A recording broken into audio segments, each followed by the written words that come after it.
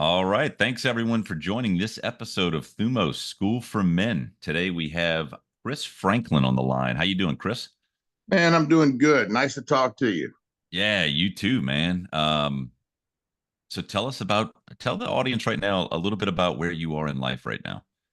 All right. So, right now, I am the owner and CEO of an advanced clinical lab in Mandeville, Louisiana called Clinicor, where basically we've specialized. Our original, the lab was kind of founded off of a patent that I created where I figured out a way to measure your hormones from your fingertip. And we got it started doing that, but we eventually expanded into really a full service in network lab. But we really keep a focus on, I'm really working with doctors that are in the functional medicine space, hormone replacement therapy, ways to basically, if you think about it, I say level up, finding ways to level up your body's chemistry, your health, and improve it. And that's kind of where my passion is. In conjunction with that, I also founded a company called Core Health, where basically we've actually tested supplements and some of these protocols. So we actually have the blood work and we know what works, whether it's with training, using saunas, cold immersion therapies, shockwave or low intensity pulse ultrasound, and different techniques to either heal the body. And some of it was just over some of the injuries I had to recover. I was basically, as a scientist, looking at it. And so that's kind of where we're at. We're kind of firmly planted here in Mandeville, Louisiana, and we work with doctors all over the country. Ah, very nice. Is this something that you got into? Like, have you always been interested in this, the hormone and kind of optimization? Well, I've been into the gym for most of my life. So I mean, I started working out very young. I was considered a big dumb meathead. I eventually decided to go to college because I was a certified personal trainer. And some of the knowledge that they would tell personal trainers or that you would learn from being a personal trainer didn't seem like it was lining up with science. So I started going to college, mostly in an interest in that. And really, I was never really wanting to go to college, but I ended up going to college, getting degrees in biology and chemistry. I went to grad school at Vanderbilt and got a graduate degree in pharmacology and toxicology. And really, I started having a vision for this. I was the chief scientific officer at a clinical lab in New Orleans. And I started having this idea. I was just like, man, what if I could just prick a finger and get hormones or get some type of diagnostic testing? Because then I could, in a sense, instead of facing like a LabCorp or Quest, who's $1 billion company, I could avoid the draw sites and allow people to measure themselves. And for me, being in the gym, I was like, how cool would it be to measure my hormones anytime I wanted from a finger prick? I wouldn't need a phlebotomist. I could check myself so I would know if I was overtraining, if I was undertraining, if my testosterone, if I was ways that I could move it.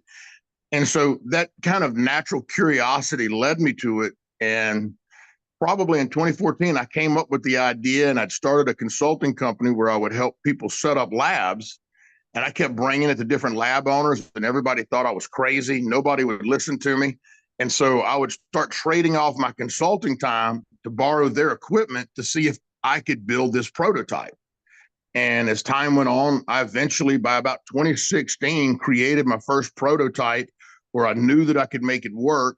And we looked at it, and by 2017, I bundled it into a patent. And even though I was near facing bankruptcy, I decided, I was like, you know what? Let me see if I can do this. And I Shark Tank pitched it and sold 25% of that patent for 3 million. And that allowed me to start the lab because I didn't come from money. I came from probably a lower middle class family. I was the first generation to go to college. So I really kind of treaded into waters that honestly none of my family members and nobody's ever kind of gone through. So for me, it was a very unique challenge, but I've always been curious about it. I've been one of those guys that like to, I probably check my blood every other week because I'm constantly testing different theories, but I enjoy that. And so it's really part of a passion. So you said Shark Tank. Is that a figurative speech, or you actually were Yeah, on that's Shark Tank? figured. I wasn't on there with Mr. Wonderful and all of the Cuban and them. No, no, I say it because it was the same thing. I mean, literally, I put together a business plan. I had this patent. I went on investorsonly.com. It's kind of like farmersonly.com, but it's like you don't have to be broke type thing. And so I was like, not really. I just happenstance meeting, almost a divine connection. Somebody presented it, and this large investor out of Hong Kong happened to see it or got presented to him. And he was like, if your science is legit, he said, I was like, I'm going to sign an NDA. I'm flying a scientist and a business person to you. If your science is legit, I'll wire you $1 million. And then within 90 days, I'll give you $3 million total to build this lab and see if you can basically turn a profit on it. Mm. Okay, so And very similar to the tank. And so what happened? the scientists came in, they looked at it, they were like, yep, this technology looks good. My business plan, while it seemed like a genius at the time, everybody's got a plan until they get kicked in the face. And so we've had to evolve over time, but he bought in, and in 2017 I founded Clinicor, and that kind of became our lab. We started out with just a finger stick. We probably got live running patient samples in 2018. And one of the things I did different than every other lab on the planet. So, for instance, if you get your blood work done at LabCorp and a doctor orders testosterone, the only thing that LabCorp ran on you was testosterone.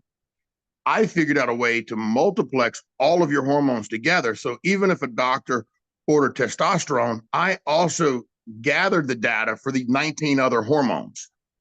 So I was basically getting this endocrinomic profile of people. And my long-term vision was, man, as I collect patient samples, I am now literally mapping the human endocrine system, and I can find patterns within ratios between, let's say, your cortisol and testosterone, or androstenedione and testosterone. And we could find all of these things that really, up until this time, no one's ever looked at. Well, fast forward 7 years, I've now collected almost 90,000 patients that have been stratified by age, gender, time of day, and we've mapped the entire endocrine system. So we've been able to find out all kind of very unique things in way that, because all the hormones are interconnected to one another, the way the systems move through the enzymes. And so that's really, we've kind of been there. And what happened was doctors loved our hormone results, but they were like, man, we would really like some of the basic chemistry because y'all do a good job. So the next thing you know, we started adding in CBCs and lipids and all the other chemistries.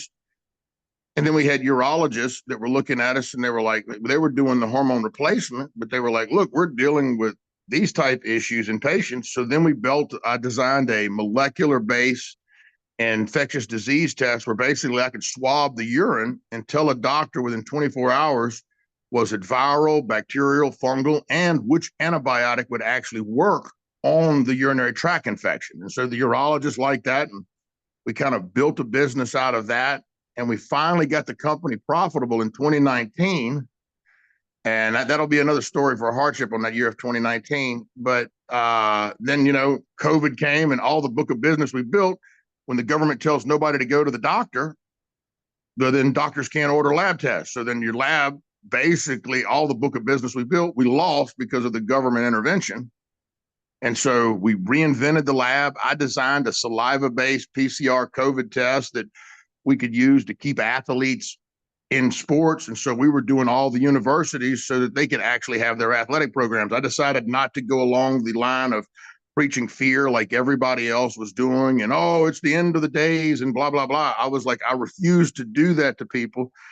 So I focused on developing COVID testing that would allow people to get back to work, get things going so that society could be where it needed to be. And that's just been kind of our story. Is we're more of a technology and scientific based company that happens to be a clinical lab. And my goal is like, how do we innovate and build something new? And I think that kind of comes down to my core is I'm always looking for ways to improve and adapt and just increase whatever you're doing. So I don't want to do it like the status quo. I would rather try to find a better way. So, man, it sounds incredible. I mean, everything that you just mentioned. When you talk about CBC, lipid, and hormones, you were able to gather that all from a finger prick? No, the CBC, lipids, and stuff. Now we're starting to build that out because we've got some different technology in the lab, and we've got a new collection device we're using where now I can actually put it on your shoulder and it's a suction device. And when I tap it, it basically will fill up blood tubes. So we're going to use that. And so like I could send this kit to you. You could put it on your shoulder, tap a button. It's going to fill up a tube. Then you would mail it back to us, and I'd be able to give you all of your results via web portal. And Wow. Okay. that one's going to probably open up some more testing. We eventually, my patent now covers from one finger stick though, or from that one tube, I can do about 35 diagnostic tests. I could run your thyroid, I can run insulin levels, your like let's say fasted insulin, thyroid, free testosterone total, all your estrogens. I actually profile the estrogens, estradiol, estrone, estriol. We look at all the corticosteroid metabolites, vitamin D, all of this comes out of a finger prick. So we're up to about 30, 35 tests, and we're probably will expand it some more with this new collection device because it makes it a little bit easier to get a full tube. But yeah, we also created another patent that I created called the One Touch. And this one, off of a dried blood spot, I can measure your cortisol, testosterone, progesterone, and androstenedione, and that's literally one drop of blood. And it's basically you've got a quantitative little pad that'll collect it. And what I'm doing with athletes in the gym, and I've got personal trainers, I've got some pro rugby players that work with me, and I also do this with Core Health. Basically, they'll prick their finger, undergo a certain type of training, and at the end of that, I'll prick their finger with the other kit, run it in the lab, and we can actually move how we moved your endocrine system off of that resistance or type of training. So it sounds like the competitive advantage that Clinicore has is speed, number one, and then what else? The just the methodology that you guys are using to Exactly. collect. It's like, The methodology is patented because even if you were to say, I'll let you have any amount of blood, there's only two labs that can even run the hormones that we do, and that's LabCorp and Quest. So here we are, a small startup lab, and the only ones that can even compete on our profile is billion-dollar companies. and do you also do you mentioned getting all the blood panels? Does your company also do the kind of the recommendations on how to optimize and what to do, like And the next steps? so that's where Core Health came in. Because as a Okay. lab, we can provide the diagnostic. And so what I started having is, and athletes, I had pro bodybuilders, pro figure competitors, women that doing bikini. They all were wanting to get their blood work as they were getting ready for shows. And man, what's really cool is some of the patterns we started seeing, not just with them, with the athletes. And it let us really discover some new things even going on in HRT that regular doctors didn't even know about. And we were able to present it to them, and they were able to actually improve their protocols. However, as a lab, I wasn't really able to say, hey, you know what, this is what you need to do. So that's where we formed Core Health, partnered with both functional medicine doctors, personal trainers, and we started putting it in where people can get their blood work. And it's like, hey, look, this is what we want to try to do to naturally bring your testosterone up. Matter of fact, I had a guy at the gym the other day. He was talking to me, and I was like, I gave him a list. I said, he ran his blood work, and I said, this is what you're going to do. And I added it to him. He found me in the gym, and he was like, man, I've done dropped 15 pounds. I'm lean, this, and this. He said, man, exactly what you told me.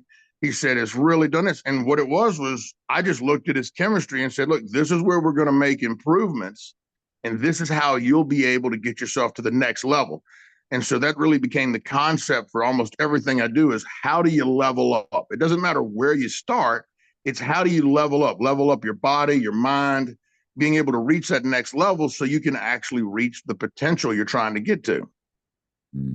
That makes a lot of sense. Is your target audience mostly athletes and people that are in sports or lifting It's really a combination. Like on that cash pay model, I mean, I have got the weekend warriors. I have 60-year-old people they started losing weight and man, they started getting in shape. And then all of a sudden I would like, do your chemistry here. And then they started getting results. So it's really trying to help everybody level up. You know, it is being able to say, hey, you know what? You went through this surgery. Here's some supplements. Here's some protocols that will help your body recover from the surgery. I figured that out because I had both of my shoulders rebuilt in 2023. And so as a scientist, I looked at the chemical process of what it would take to heal. I talked with several doctors and surgeons, and then I talked with functional medicine doctors. We found different therapies. And so then I started implementing them. And even the doctors the surgeon was blown away at the level I recovered given the damage to the shoulders. And so that really was kind of where it began. Was how do you know, I found all these ways that I was able to level my body up out of what I would call being at zero, being at the bottom of the hill. I mean, there was a point where, let's say, my left shoulder was bad enough, I couldn't hold a water bottle in my hand, because if I tried to drink with a water bottle with my left hand, my shoulder was in so much pain, I couldn't get the water bottle to my mouth. The bone spurs in my right shoulder got so bad that I couldn't reach my face with my left hand. I mean, my right hand. And so there I was with almost no shoulders, in pain, running a business and trying to navigate it. And so that's being able to recover from that, where you couldn't even so much as think about working out.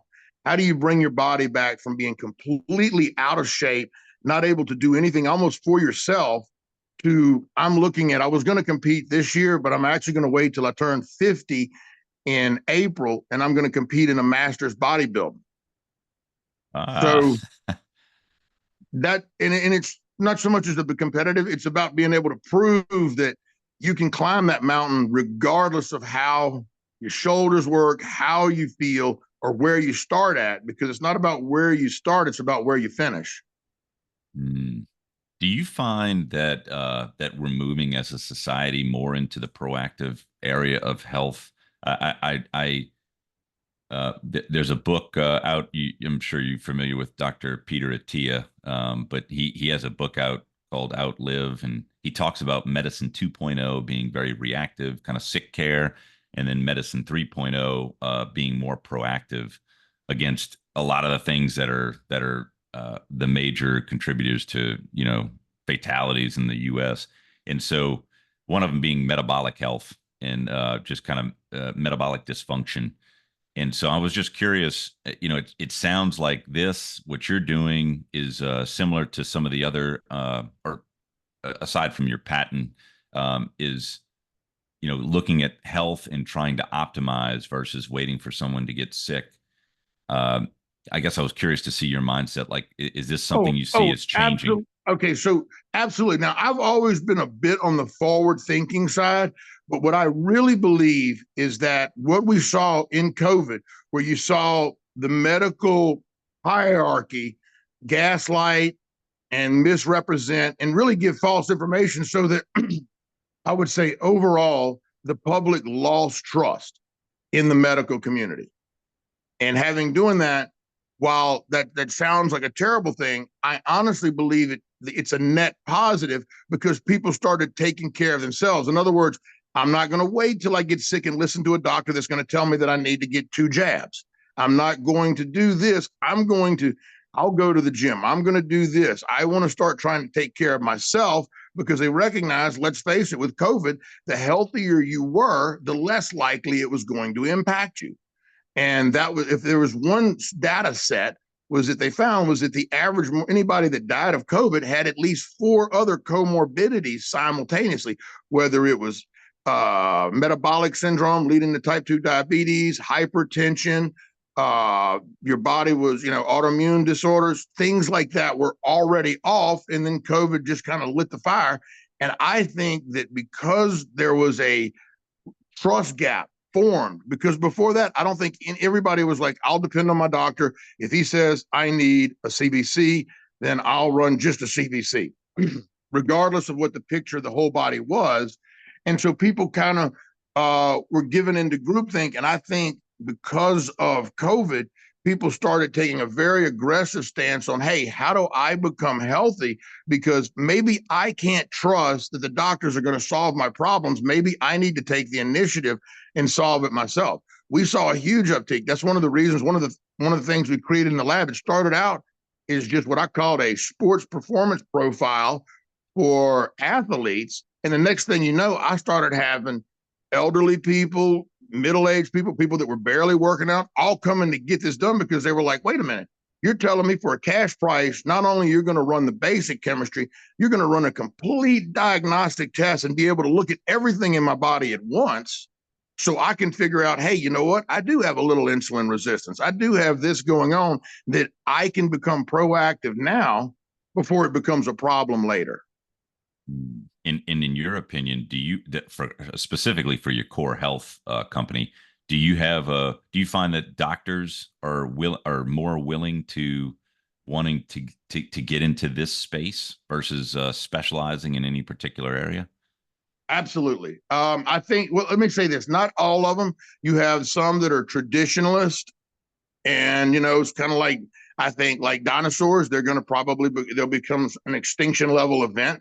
Not to say that they're not necessary. Look, I had one of the best surgeons around put my shoulders back together, and there was no functional medicine therapy that was going to rebuild all the muscles that were tore out of my shoulder. So there's Right. always going to be a need for that. However, I think in the basic wellness, looking at things like obesity, hypertension, all of those issues, I would say probably 70% of what we find could possibly be treated with the right supplements, getting the diet right, and getting your body right. And I think there are more and more doctors becoming forward thinking as they see it come out, as they're starting to see the results. And I think part of it is the demand. Some patients are just moving. And so I work with several doctors. I have one, that does a lot of my prescriptions for me. They'll coordinate with me. They trust me more because I'm a scientist and I'm running. They know there's probably very few people that is OCD about running their lab work as I am, because to me, I'm a big believer in you can't manage what you can't measure. And Mhm. so if I don't measure where my body's at, I can't manage where I want it to go. In other words, if I'm not looking at it, how do I know whether I have insulin resistance? Just because you may not be obese doesn't mean that you don't have insulin resistance from the poor choices in your diet. I've seen thin people that are working out. I'll look at it and I can look at where their fasted insulin level is. And I'm like, look, based on this, even though you're not type 2 diabetes, you are becoming insulin resistant. And so we've got to make some changes either in your supplement or your diet because your fasting insulin level. And the way I look at it is not, is it a clinical disease, but are you trending in a position that's going to lead you there? In other words, yeah, maybe you're not clinically out of range yet, but you're moving in a direction where you're fat. Like, I'll give you a perfect example. Fasted, I believe personally, if your fasted insulin level is above 10, you're probably seeing some insulin resistance. Even though your A1C may be normal and a fasted glucose on your CMP looks normal, that doesn't mean that it's actually that you're not having resistance. What's happening is your body is beginning to produce more insulin, trying to manage your blood sugar levels. And so being able to look at that and go, hey, you know what? It's not a problem now, but if you do this, this, and this, you can ensure that it never will be a problem. And that's a big advantage to people. Mm. I've heard specifically in that area, I've heard that some people think metformin is sort of a longevity drug. Do you have any opinion about like Oh, metformin in absolutely. terms of? I have, okay, so it's a double-sided coin. As a longevity drug, absolutely. There's some evidence that this is really cool. It's amazing that something like metformin has been around for 50 or 60 years.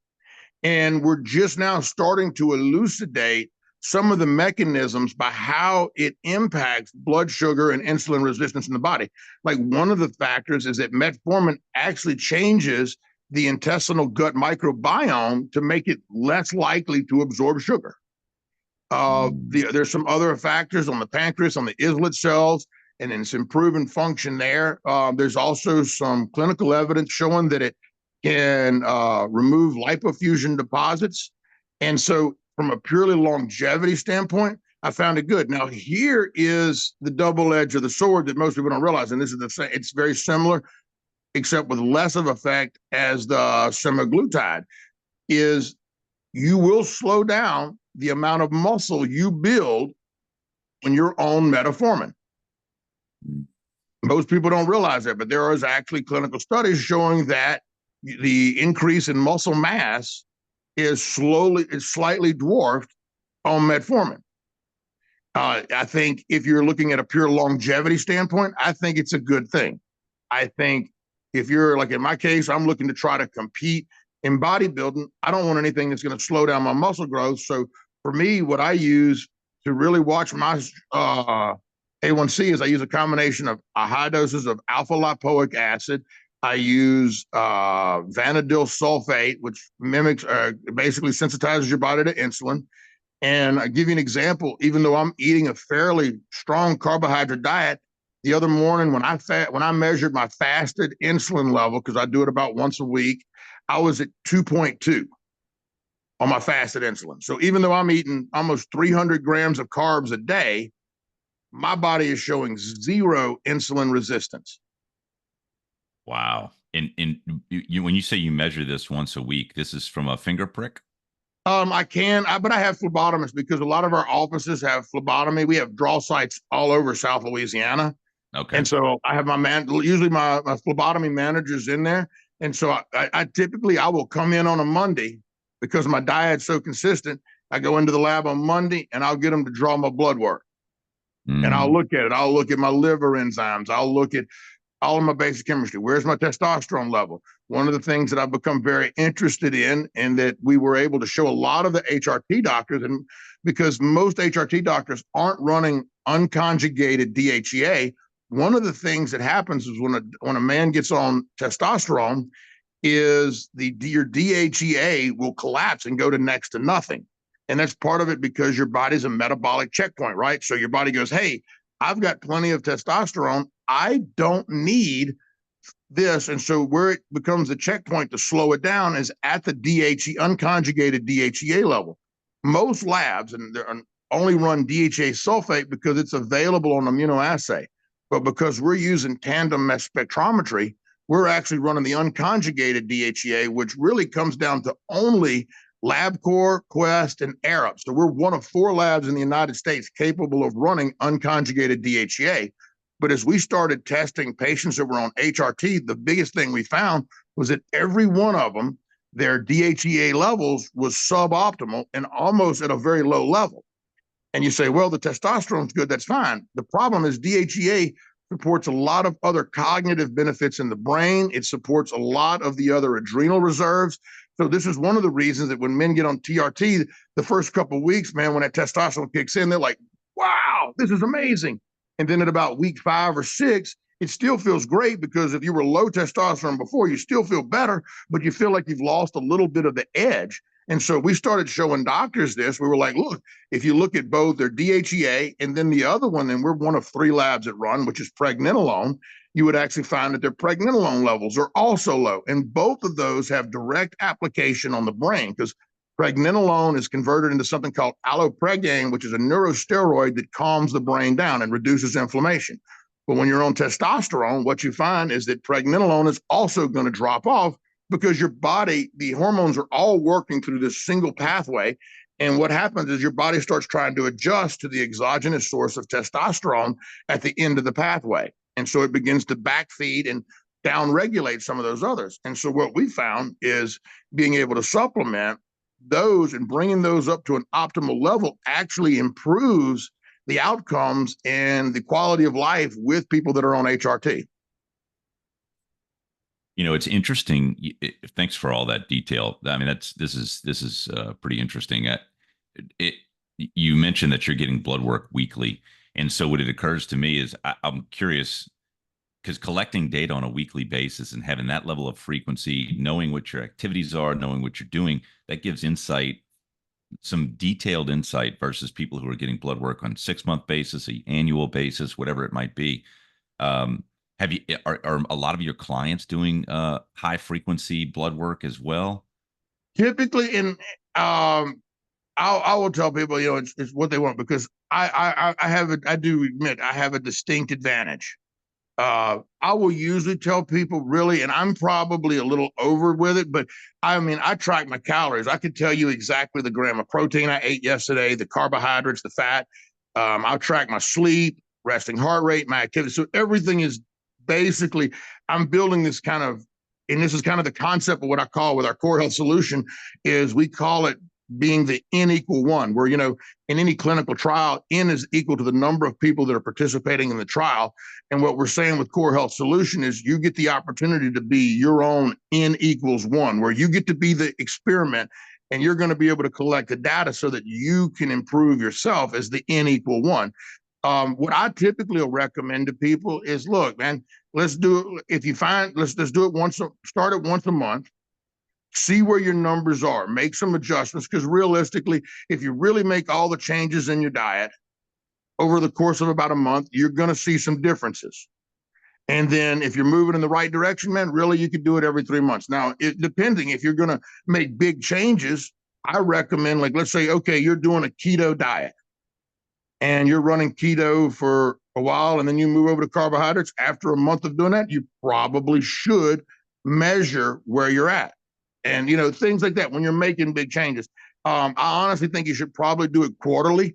I do it a little bit more because I'm constantly looking at different places. And to be honest, I'm also pushing the human body a lot harder than what the average person is doing, both with my training, with my supplementation regimen. I'm really looking to find out, is what I'm doing working, and can I improve it? In other words, and also the other part for me, and just as a safety and allows me to sleep on a soft pillow, is making sure that any of these experiments I run on myself, that they don't run the wrong way, that I don't make, oh, you know what, this seemed like a good idea. Well, a week later you go, you know what, that was a terrible idea. And so I catch things before it could actually go wrong.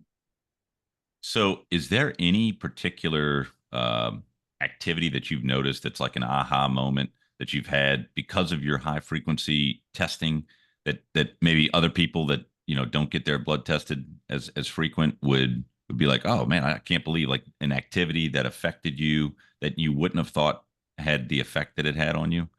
Any big insight? Well, one of them, and like a lot of people, and this will go along with what's kind of currently happening.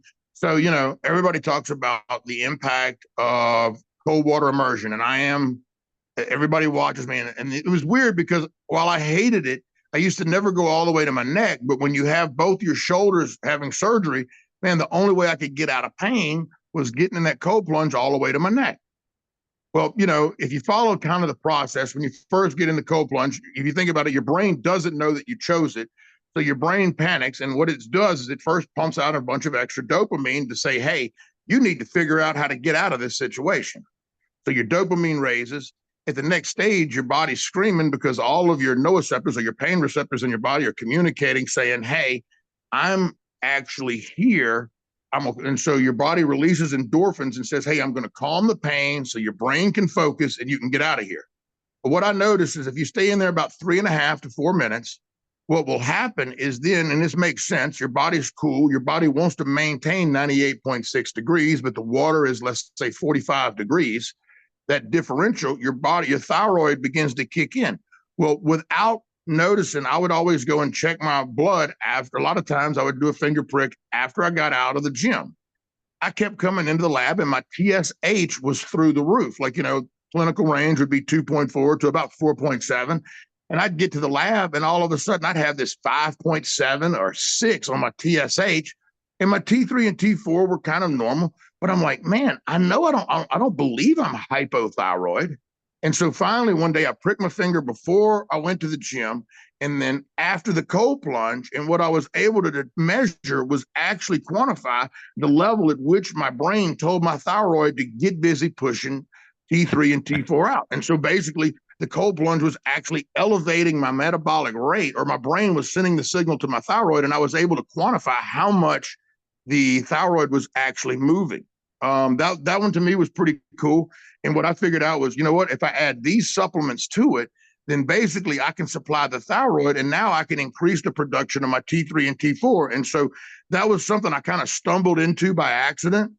The other one was, there was a paper that was, and it was based on some Olympic planning and doing what I call it was 6 sets of 10 with a 60-second rest interval on squats with a specific load of weight.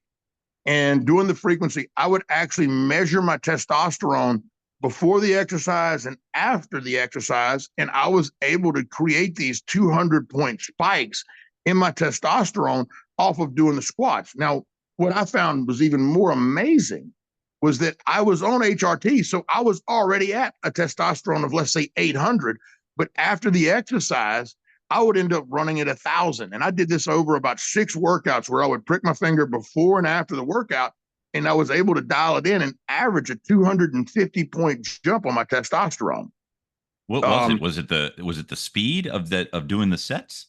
So there was a couple of publications, and what had happened, there was in Europe, they had actually taken 50 strength athletes, and they went through every exercise: bench press, deadlifts, squats, and of course, squats seemed to have generated the most, and then they went through all kind of sets and reps.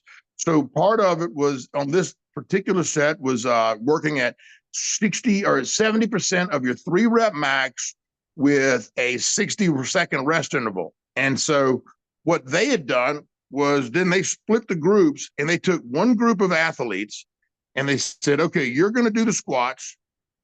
And then at the end of those squats, you're going to get against the wall and you're going to do strict hammer curls. The other group's going to do strict hammer curls, and we're going to do this 3 times a week. At the end of 8 weeks, the people that did the squats before the hammer curl gained 40% more strength than the people that did just the hammer curls. And so what it seems to be is that there is some kind of amplification in the endocrine system, almost, if you will, like a fight or flight. Your body's going, look, you're putting an incredible load on me. The only response I have is to dump out testosterone, growth hormone, and basically get your body ready for this, what feels like a threatening event.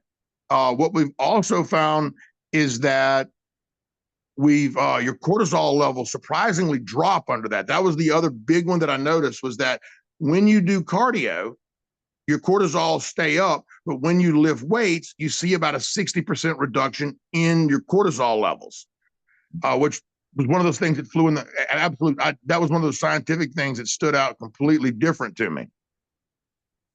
And these have been some of those. And what the other part that they think is that because of the lactic acid building up, that pH gradient stimulates the ghrelin receptors, activating the growth hormone.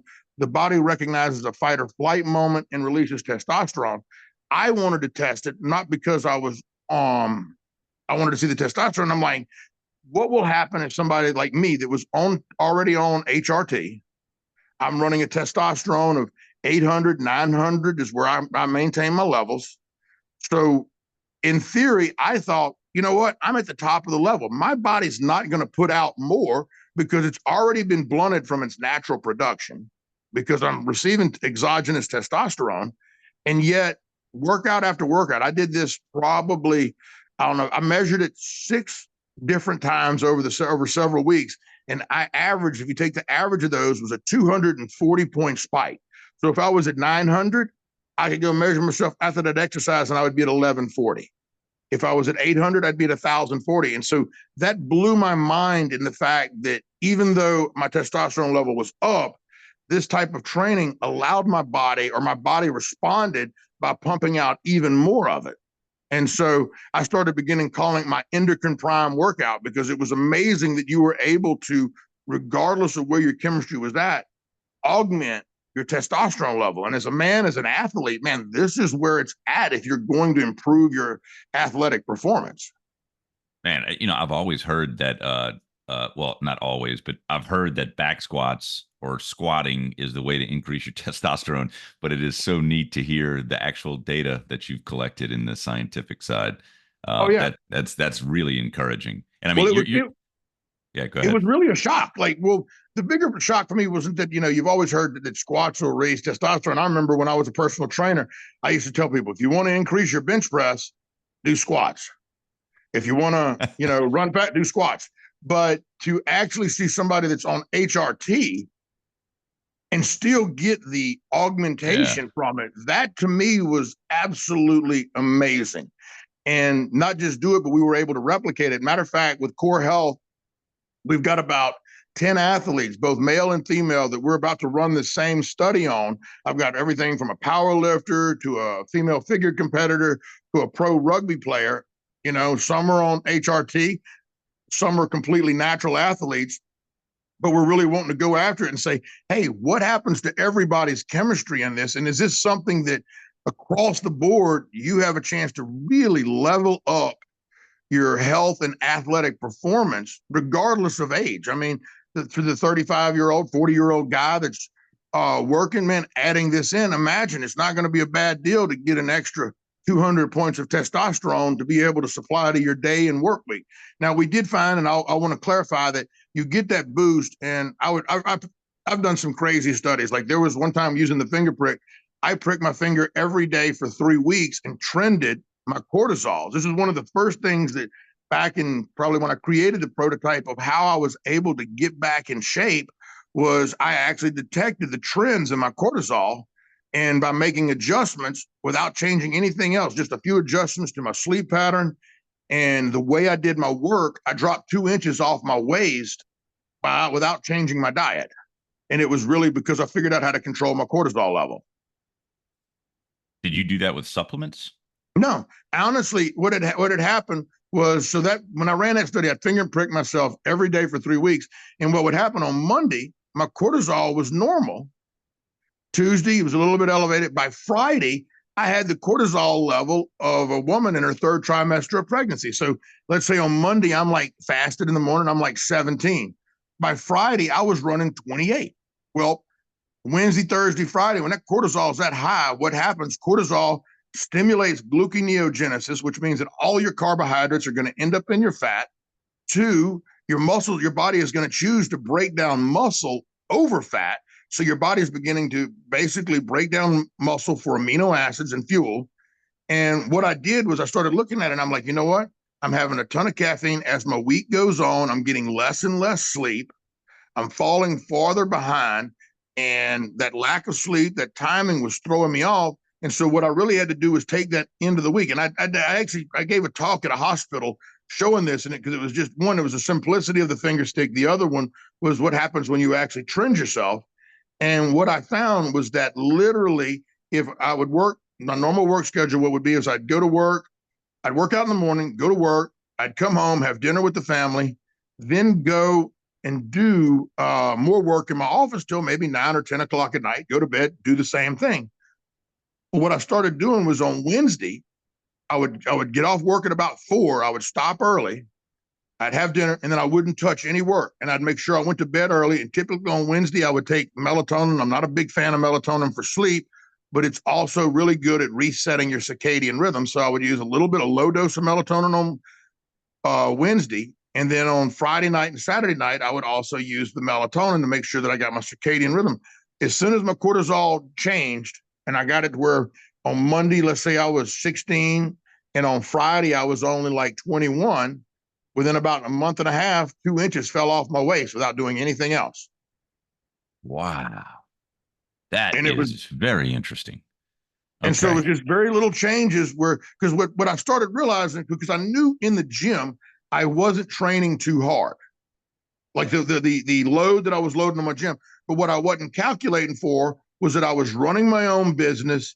I was working a ridiculous amount of hours and I was caffeinating myself so that basically I was overtraining myself with the combination of work and the gym. And I had to find a way to balance that. Yeah, that's cool. Kris, you were you were a wealth of information. This is a really interesting topic. Uh, let's take a step back here and just it sounds like everything that you've done in your life it has just been smooth sailing. I'm sure you've had some setbacks, and Oh, I, man. Yeah. I More than you can imagine.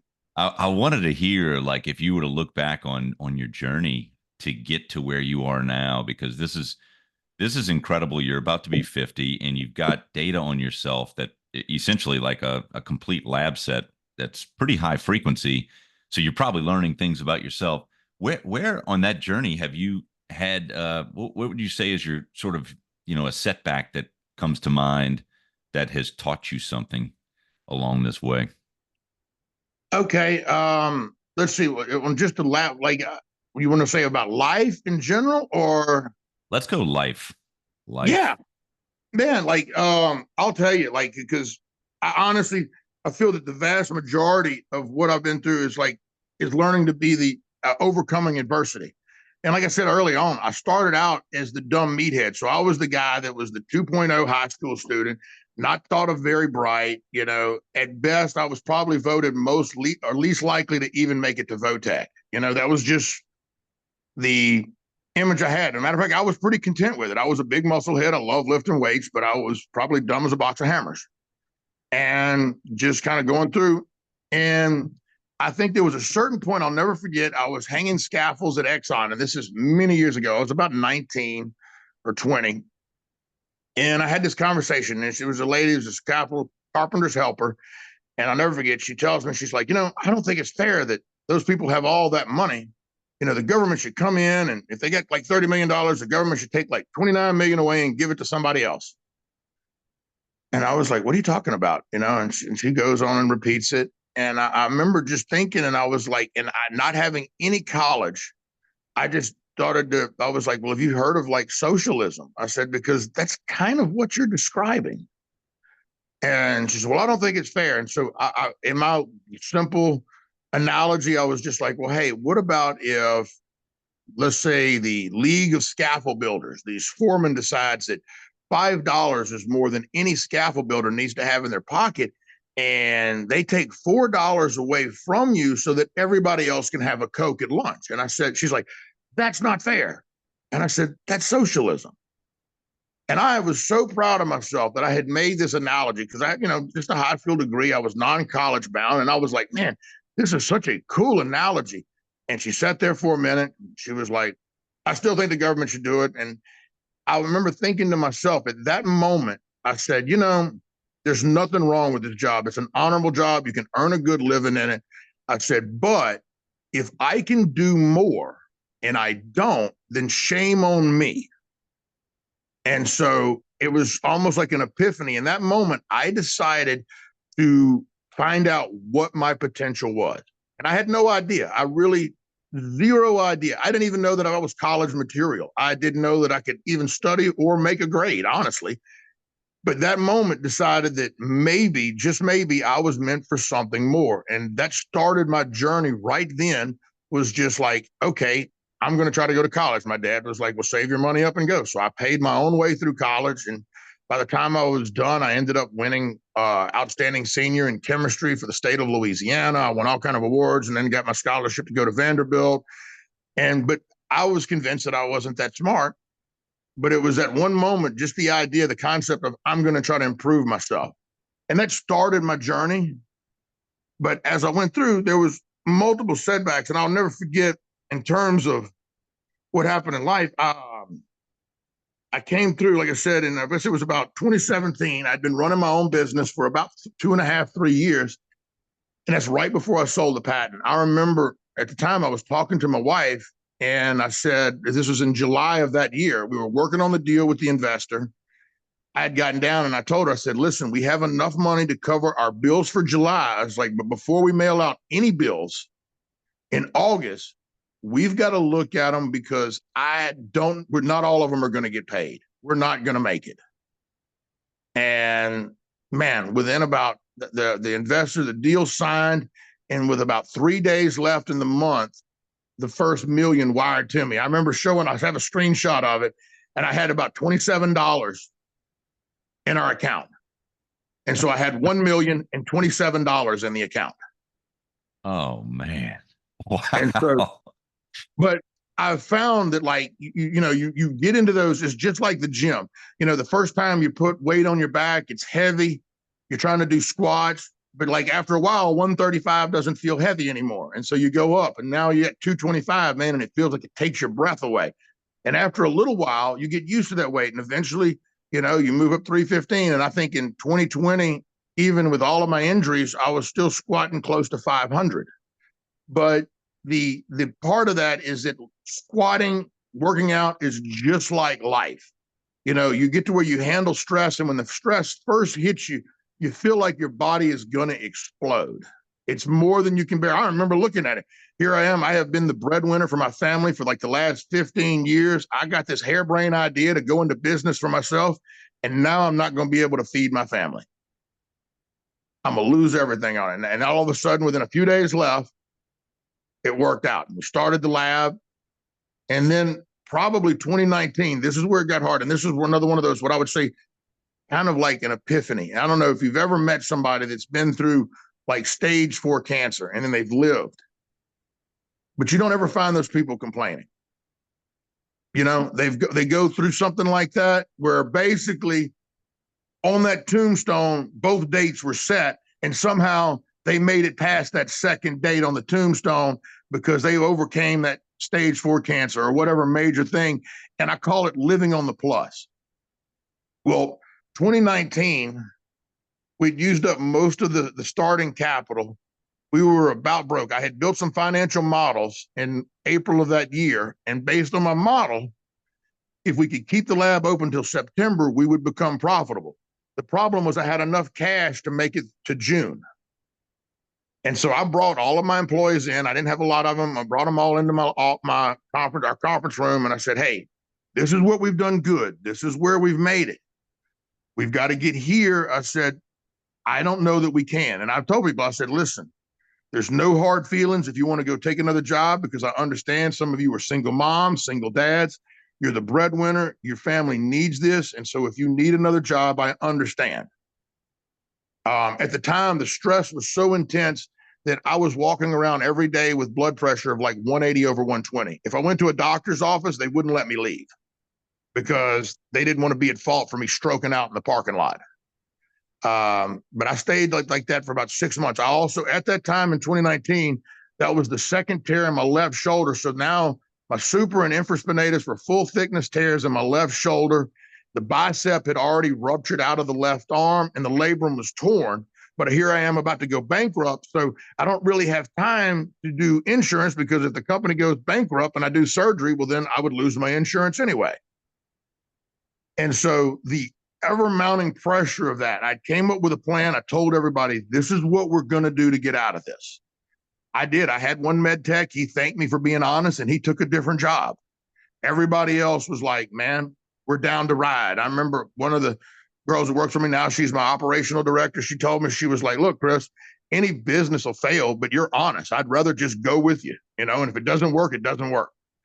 And so, man, this is the first time not only did I have my family on the line, but I've got everybody around me. And like I said, not coming from money, I had emptied out my 401k, all of my savings into the lab. I had put everything into it. It got to the point in 2019, I was actually floating my home on a credit card while I kept the lab, and I was still paying everybody in the lab. I wasn't paying anything to myself, playing 3-card money with the bills. And I remember the August of 2019, it was like, we're not going to make it. Like, that was the first payroll that there was like, I'd robbed Peter to pay Paul, and there was no way I was going to make payroll. But the plan I'd put in place in May of that year kicked in about 4 days before payroll was due. And the new billing system came online, and it gave me just enough to make payroll. Mm-hmm. And at that moment, it was like I became what I say is living on the plus. And my entire attitude changed, because it was like I knew good and well that the lab wasn't going to make it, and I was about to be buried. My house had about 3 months of house notes on a credit card. Every credit card was maxed. Savings were empty. And I remember thinking to myself, if I have to like liquidate the lab, I won't even be able to get a job, because I'll be too busy liquidating the lab. I won't be able to feed my family.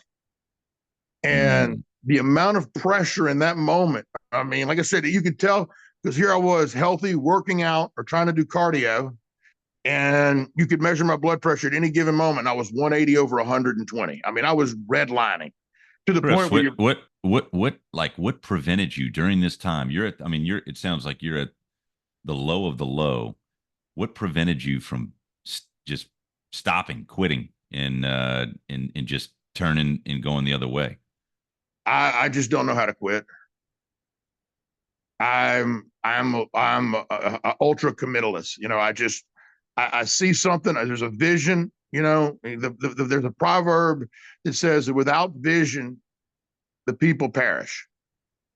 And so I had a vision that I was going to make it. I believed in it. And, it was just like when I first came up with the idea of the finger prick, I brought it to everybody, labs that I was consulting. I was like, hey, I can change the world with this. And everybody was like, yeah, that's cool, bro. No. And everybody told me no. And I'll never forget when I built my first prototype, one of the labs I consulted for came by and saw it. And they were like, man, I thought you would do this for our lab. And I said, I brought it to you. I asked you, I begged you to do it at your lab. I was like, but your no was not my no. Your no was just saying that you didn't want to go on the journey with me. It wasn't a no to tell me to stop. And I think, honestly, probably I almost, it was as close as you could get to broke. I mean, you got to I have I'm left-handed. My left arm wasn't working. I couldn't lift weights. Heck, I could barely hold water bottles with that left arm. You'd see me writing my checks out to pay the bills for the lab, and my signature started looking all messed up because my left arm couldn't even put the downward pressure with the pen. But I couldn't do surgery because you needed to have the time on it to recover, and I knew that we didn't have that much money in the bank to actually recover. So it was the probably one of the hardest moments. I mean, I'm physically in pain every moment. You're unable to really work out because your arm doesn't work. You can't even load up a plate. You couldn't put weights on a machine. I could go do a little cardio as long as I couldn't even do elliptical because the motion in my shoulder was so tore up. My bicep was sitting in my elbow. And you're looking at, I mean, I'd come into the lab every day and you could see my blood pressure was so high that my ears and my face would be blood red. I'd come in there and I'd look at it. I would try to calm with people because I would look at it and here I is. I look around the lab. I had single moms, single dads. I'm the source of income. It's not just my family that's going to go down. Other people were actually depending on me. And so it was like, if I quit, and believe me, there was times in myself that I was like, that's it, I'm going to quit. You know, you mouth it out. You think that like, this is it. Like, I didn't know what to do. I was very difficult to deal with. I'm sure it was a challenge. I can remember, man, that my blood pressure so high, I could feel the heartbeat in my teeth. Teeth start hurting from it. You would So almost get, what's that? when you transitioned, you said you were at your low, and then you said you're living in the on the plus. All right. So So what changed in your mindset? so what happened was, man, when we made that payroll, it was like the money came in about 3 days before payroll. I was able to pay people. So it gave me a little bit of confidence that the financial model that I had built all the way back in April may hold. And that even though it didn't look in the natural any way possible, and I felt almost like there was divine providence. I used to say that all the time. Like every time we needed something, it might come down to the very last moment. And it would come through. And at that moment, I realized that, you know what, this dream of owning a lab wasn't going to die, and that there's no reason to get angry, to get bitter, to get butt hurt over it, but just keep your hand to the plow and just keep moving forward no matter what. Like Sisyphus, man, it doesn't matter where the boulder is. Sometimes you may not even be able to push a boulder up, but you just hold that boulder in place until you get enough strength to keep moving. Can And you share that one more time? Like you mentioned Sisyphus. oh yeah. Yeah, So man, share for those who don't know that one. Share that all right. again. So Sisyphus in Greek mythology is a character that he deceived Zeus. He played a trick on Zeus, and Zeus, as punishment, forced Sisyphus to push a boulder uphill for all of eternity. The boulder would get to the top of the hill and it would roll back down to the bottom, and he would have to start over.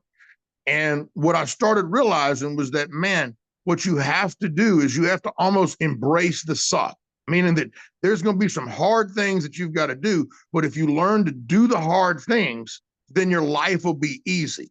Meaning that if I can learn to enjoy pushing that boulder, it doesn't matter that it's at the top of the hill or the bottom of the hill.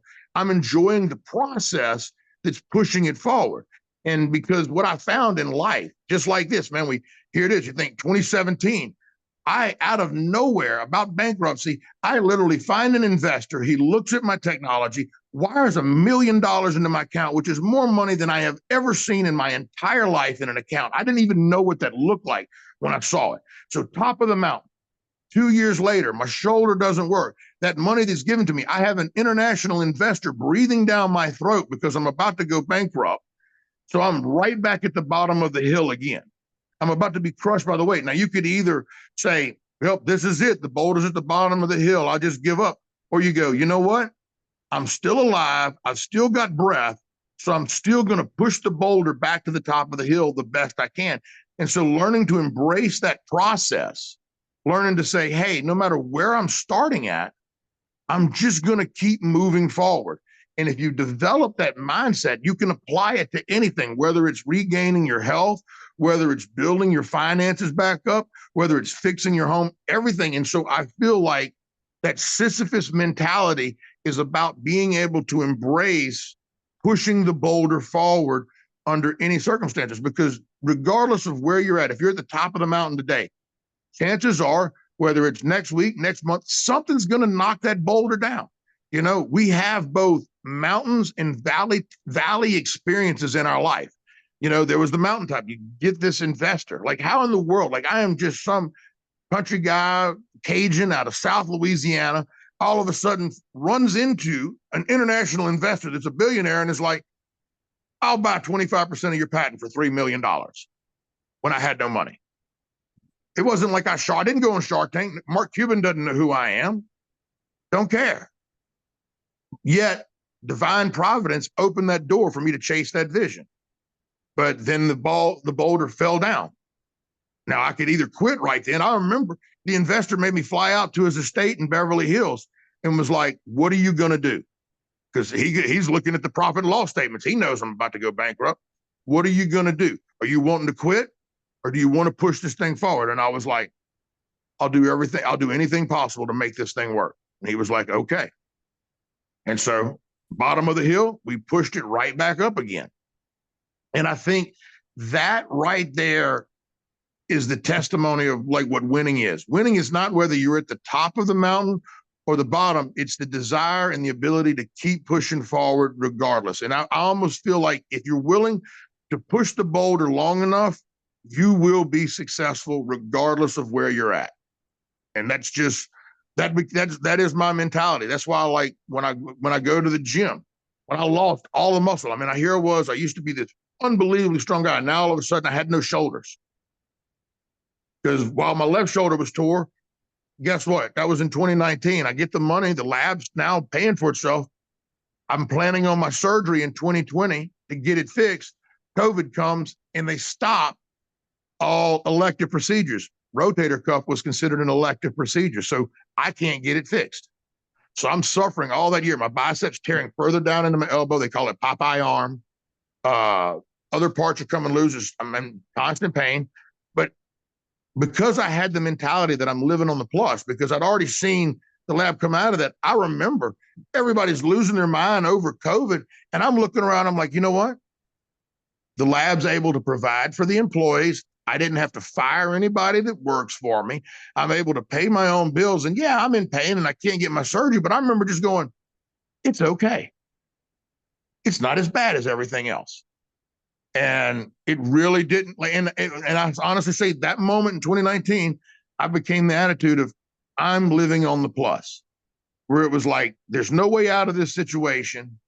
You got past it. And so, man, everything I did, I became thankful over.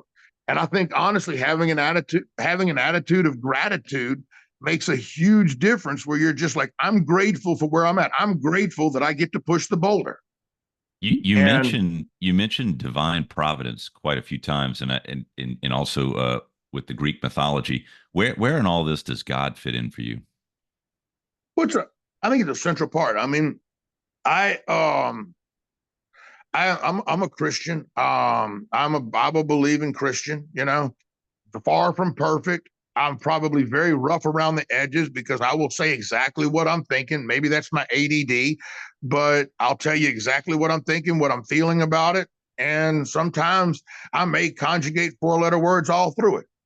But I believe in the Bible. I believe in Jesus Christ. I see that as a divine providence. I think that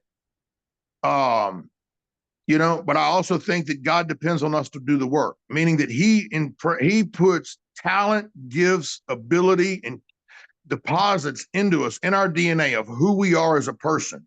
And then it's up to us to develop that and become the best that we can be. And so I think that, every one of us have been given certain talents. And I'll use one of the big things that really kind of governs me is, where Jesus talks about the parable of the talents. One person's given 5, one person's given 3, one person's given 1. The guy with 5 makes 5 more. And God's like, hey, you've been faithful in a little. Now you can be over much. 3, he does 3 more. Guy with 1 just buries it and does nothing with it. And God's like, look, you did nothing with it. Here, give it to the guy with 5. And they're like, why would you do that? He said, because to who has been given, more will be given. In other words, if you use what you've got, God will give you more. But more than that, I feel like at the end of it, the end of my days, I want to be able to, when I stand before God, I want him to be like, you know what, even if he's like, Kris, you had 1 talent, but you multiplied the hell out of that thing, that you maximized what you were given.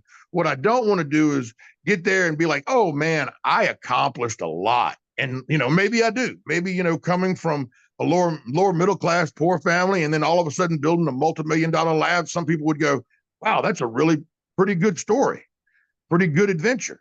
But what if God's like, no, man, I had so much more for you and you didn't tap into any of the talent you really had.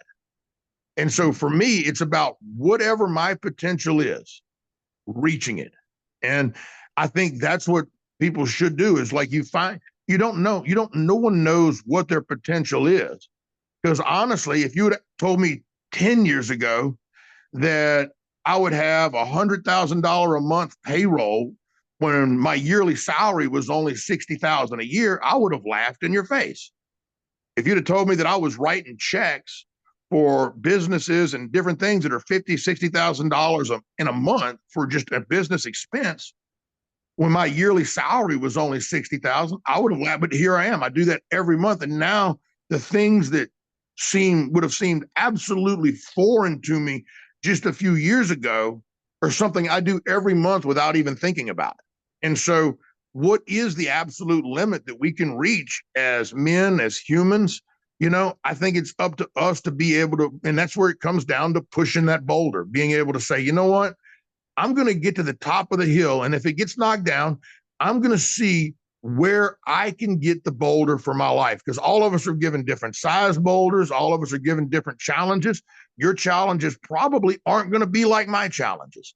They're going to be different. They're going to be difficult for you. We're going to have different things. But at the end of the day, do we reach our potential? And I think that's probably, in my mind, the most important thing is that when I get to the end of my life, I want to be able to say, you know what? I squeezed 100% of the talent that my DNA gave me, and that maybe I overreached. And probably that's why I tend to ride a little stressed, because I'm always reaching for something that's just beyond me. In other words, I take the audacious goals. I look for the things that are the impossible, the things that people are like, there's no way. Like before we had done the finger stick and blood, everyone said that it was impossible, that the interstitial fluid on a finger prick would allow the answers. There's no way that you could do it in that small of blood. And we started with what would be impossible. So if I can start with the impossible, what really can I accomplish at the end? And so that's kind of what drives me is how far can you take life? How far can you go for yourself? And I think that's probably the most important thing. And I think it's probably one of the biggest things that as a society, as men, and as people, we lack is the ability to drive ourselves forward and reach our potential. We settle. I watch so many people. I know people right now that are smarter than me, that are more articulate than me, but they're comfortable. And they haven't learned how to be uncomfortable. And the only way to really develop yourself is to be uncomfortable. And I think I learned that from the gym. When you think about in the gym, you're talking about delayed gratification, because you go in the gym and let's say you tear up muscles today, you really work out hard, you're going to be sore as hell, but you know what, you don't look any different. But if you do it every day over the course of several months, you won't recognize yourself at the end of 6 months. And so that delayed gratification, being able to develop a tolerance for pain, because let's face it, life is painful. That is just a reality. And so being able to tolerate that pain and keep pushing forward is how you're going to achieve success. A lot of people are like, ooh, it gets hard, I want to quit. Ooh, this is scary. Yeah, life is scary. I can tell you, when I wasn't able to pay those bills in 2019, I was terrified because I looked at it. I remember my blood pressure was showing it. physiological strain on my body was through the absolute roof. And maybe other people would have quit. I mean, heck, I had my parents. My dad was like, man, why don't you just go get a regular job? And I was just like, I can't. And I didn't even know what to say. And I think part of you recognize when you've reached, I would say, when a man recognizes he's a man, or what with the revelation to me was when, as long as my dad has been, man, he's been an anchor. He's been solid. He's been one of the greatest examples to me of like hard work, diligence. But as I got to this level of business, he'd never been there. And so it was a very, I think you feel like manhood arrives when you look around and there isn't someone to ask. In other words, your dad doesn't have the answers anymore because you've wandered into deeper water than anybody's ever gone.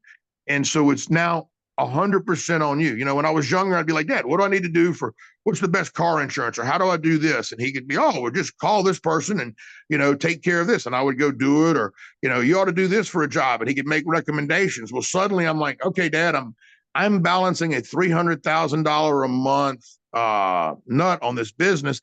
How do I do this and this? And my dad's like, well, I can pray for you, because he'd never been there. He didn't have wisdom to offer for something he hadn't experienced. And so I think that's when you really step into manhood, when you recognize that you have to shoulder the load and you have to push your own way forward. But I think that's really kind of what it does it for me, is that there's a combination of, I feel like that whether God planted this vision inside of me and that I just have to go for it, that there is a responsibility to myself to go for it, to achieve whatever I've been given, because to whom much is given, much will be required. And I don't want to show up and be like, oh, I did all this. And God be like, you know what? You did okay, but man, this is what you were really capable of. I mean, think about that. Would you really want to show up and be, I want to know that I reached 100% of whatever I was capable of, maybe even 110%, where God goes, man, I didn't even think you could do that. And I'm like, cool. Well, Kris, I tell you what, man, you are a walking, talking billboard of inspiration. Like you dropped a lot of gold today, and I know we're just about to wrap it up. But this is everything that you said is I don't get any sense of you not wanting to go and reach your potential. I mean, your energy seems to be infectious. You've got a ton of energy, and it's exciting to hear all the stuff that you shared on your journey. Before we wrap it up, can you share with all the audience where people can find you if they're interested in your services? Where would they go? Oh, absolutely, man. So we have a couple different avenues. Doctors, if they're interested in any of our type blood testing, we're at www.clinicorelabs.com. We're on Facebook, Instagram, probably just contacting our lab if you need any of the lab services. Core Health is our www.corehealthsolution.com. It's got a lot of the supplements. We're starting to add protocols to it so that you can actually go in there and look at the protocols there. If you're ordering the blood work from there, what'll happen is I can actually review it. We've got people that look at it and be like, hey, this is what you can do to improve yourself. It's a lot of the pieces in there, and like I mentioned, talking about pushing the boulder. So here it was, I was strong. Both my shoulders are completely torn. And this is in 2022 when I had the surgeries. I ended up in 2021. I went through a divorce. I had Hurricane Ida wipe out $100,000 worth of equipment. I lost, so as a single dad running a business, going through a hurricane with two bad shoulders, I finally get my shoulders done in 2022. 2023, my left shoulder tears again. And I remember, I thought I was back, and the doctor said, that's it. You're not going to be able to use that arm again. And so the boulder's at the bottom of the hill. And I remember telling the physical therapist, I said, look, I may not get 100% back, but I'm going to get as high on this hill as I can. Fast forward to now, I'm getting ready for a bodybuilding show, even without part of a bicep or my supraspinatus. And so I honestly, the combination of the science, the chemistry that we've put together has allowed me to be able to push beyond what even a lot of traditional doctors and physical therapists thought were even possible. And so coming along with that journey, if you're interested, man, if you're going through those like surgeries and you're like, hey, I'm about to have surgery, there's protocols available to help you recover faster. If you're going into the situation and you're saying, hey, I need to get back in shape, remember, you can't manage what you don't measure.